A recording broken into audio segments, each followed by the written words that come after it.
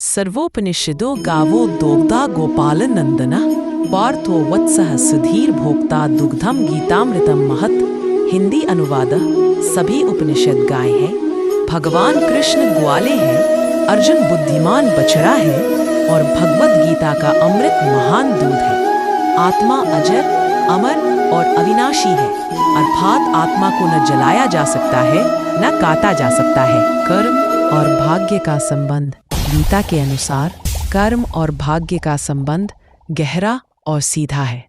यहाँ इसे विस्तार से समझाया गया है। कर्म ही भाग्य का निर्माण करता है। गीता सिखाती है कि हमारा भाग्य हमारे वर्तमान के कर्मों का परिणाम होता है।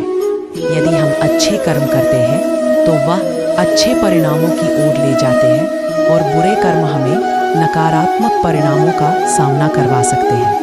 भाग्य में परिवर्तन संभव है। गीता के अनुसार किसी का भाग्य स्थिर नहीं होता, यह हमेशा हमारे कर्मों द्वारा प्रभावित होता है।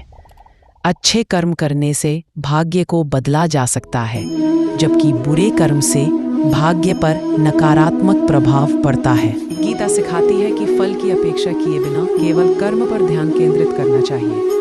यह संदेश हमें जीवन में तनाव मुक्त और संतुलित रहने में सहायक होता है, क्योंकि हम केवल कर्म में ध्यान देते हैं, न कि परिणामों की चिंता में। ये सभी बिंदु गीता के कर्म सिद्धांत को स्पष्ट करते हैं और यह बताते हैं कि निष्काम भाव से कर्म करना, सत्कर्म को प्राथमिकता देना और परिणामों की चिंता किए बिना कर्म में मन लगाना ही सच्ची सफलता का मार्ग है।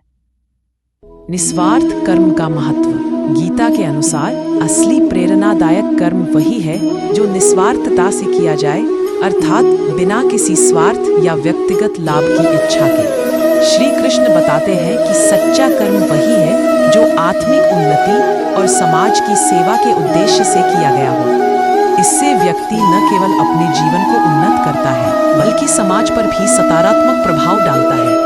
हर कर्म का समाज पर प्रभाव। गीता सिखाती है कि हमारे सभी कार्यों का प्रभाव हमारे आसपास के समाज पर भी पड़ता है। यदि हम निस्वार्थ भाव से और ईमानदारी से कर्म करेंगे तो हमारा कार्य समाज को प्रेरित करेगा और सकारात्मक बदलाव लाने में मदद करेगा।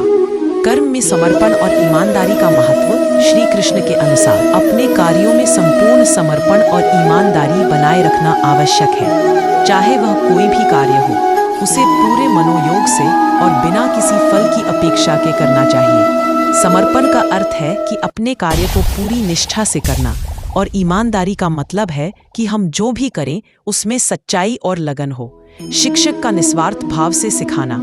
गीता के अनुसार एक शिक्षक का कार्य न केवल ज्ञान। गीता के अनुसार कर्म के प्रकार सत्कर्म, पवित्र कर्म, ऐसे कर्म जो निस्वार्थ भाव, ईमानदारी और परोपकार की भावना से किए जाते हैं। ये कर्म समाज और आत्मिक उन्नति के लिए हितकारी होते हैं।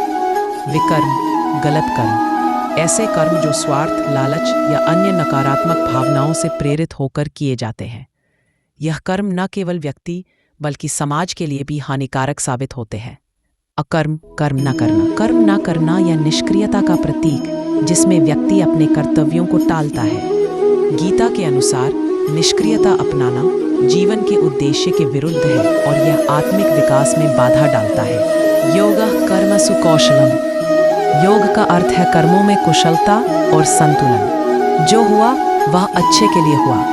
हर घटना ईश्वर की इच्छा से होती है और कल्याणकारी है। न जायते म्रियते वा कदाचित। आत्मा न जन्म लेती है और न ही मरती है, वह शाश्वत है। क्रोधाद् भवति सम्मोह। क्रोध से भ्रम और फिर बुद्धि का नाश होता है। तो यह था भागवत गीता के अध्याय 3। ऐसे ही और अध्याय लाने के लिए वीडियो को लाइक और चैनल